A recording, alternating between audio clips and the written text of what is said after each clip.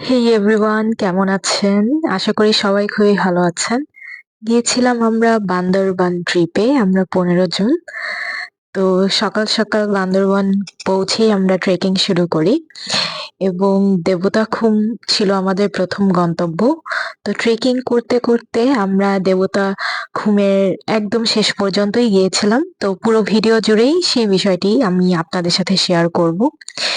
এবং অলরেডি আপনারা দেখেছেন যে ট্রেকিং করে আমরা কিন্তু উঠে চলে আসছি এবং একই সাথে দেবতাখুমের পথ বা রাস্তাটা যে কি পরিমাণ সুন্দর এটা আসলে বলে বোঝানো যাবে না।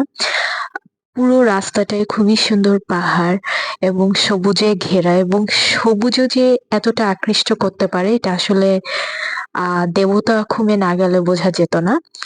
আমরা ট্রেকিং শুরু করার পর এইরকম একটা ভিউ দেখতে পাই এবং এত সুন্দর ছিল, মাঝে পানি, পাথর আর পানিটা এত বেশি স্বচ্ছ ছিল যে আমরা থেমে যাই সেখানে কিছু ছবি নিব বলে।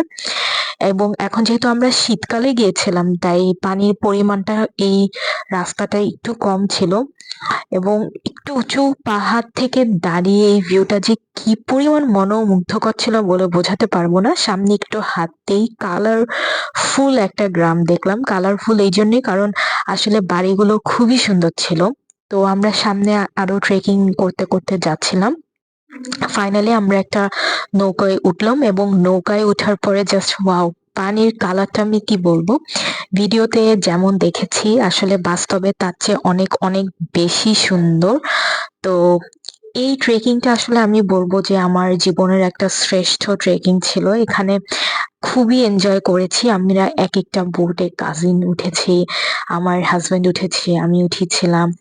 এছাড়াও আমরা প্রচুর ফটো এবং পিকচার তুলছিলাম এবং পুরো পথটাই আমরা এনজয় করেছি এবং আ এত সুন্দর, এত রোমাঞ্চকর অভিজ্ঞতা ছিল যে এটা আসলে যে ওই জায়গাটায় না যাবে আমরা বলে বোঝাতে পারবো না। এখানে আমি এত রকমের পোজ দিচ্ছিলাম যে ভিডিও হচ্ছে নাকি ছবি তোলা হচ্ছে আমি আসলে নিজেও বুঝতে পারছিলাম না। তো আমরা আমাদের মতো আসলে অনুভূতি শেয়ার করছিলাম তখন নৌকায় বসে বসেই। আমাকে ও জিজ্ঞেস করছিল যে, "তোমার কেমন লাগছে? এখানে আবার আসবা কিনা?" তো আমি তো মানে এতই মুগ্ধ ছিলাম যে আমি আসলে কি বলবো না বলবো। আমি আসলে চারপাশটা অনেক বেশি উপভোগ করছিলাম এবং কিভাবে মেমোরিজ আরো ক্রিয়েট করা যায় পিকচার বা ছবি তুলে সেদিকটাও চিন্তা করছিলাম এবং একটু পোজ-পাজও দিচ্ছিলাম যেরকম ভিডিওতে আপনারা দেখতে পাচ্ছেন। ফাইনালি আমরা একদম শেষে চলে আসছি এবং এত সুন্দর পানির কালারটা, রিভিউটা দেখেন জাস্ট কি পরিমাণ সুন্দর।